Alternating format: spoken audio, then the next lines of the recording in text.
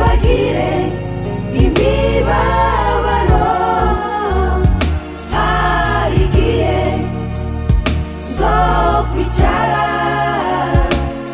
nibagire imibabaro hari igihe zo kwicara nibagire imibabaro hari igihe zo kwicara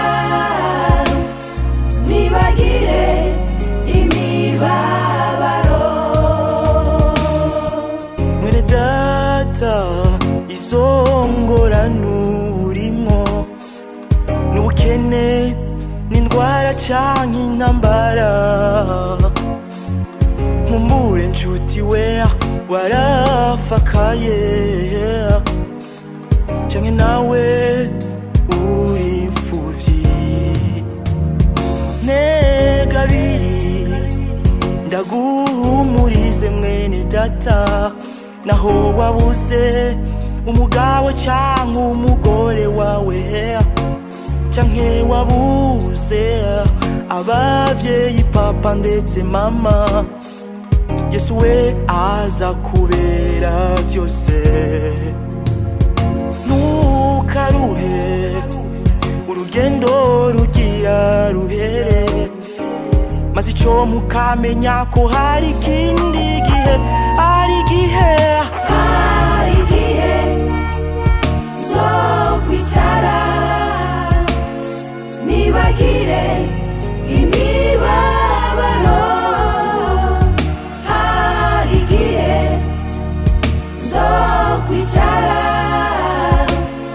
nibagire imibabaro. ivyo urimo mwene data si wewe wa mbere,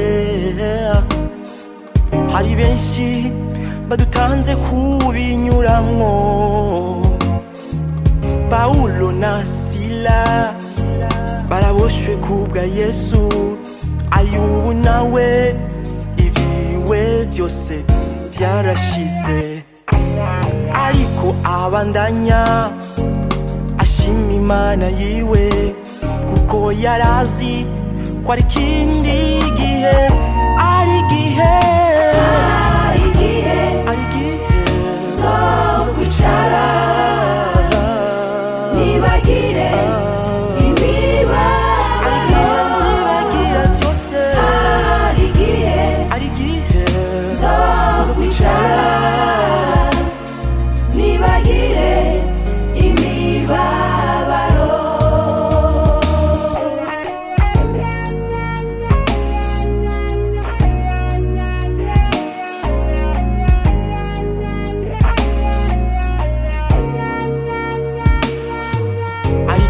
zo kwicara nibagire vyose, amarira amarushwa yo mw'iyisi, agahinda k'intambara zidahera n'amarira, izi ndwara zidakira, aho nzibera na Yesu yo mw'ijuru, ndirimba indirimbo nsha nibagire,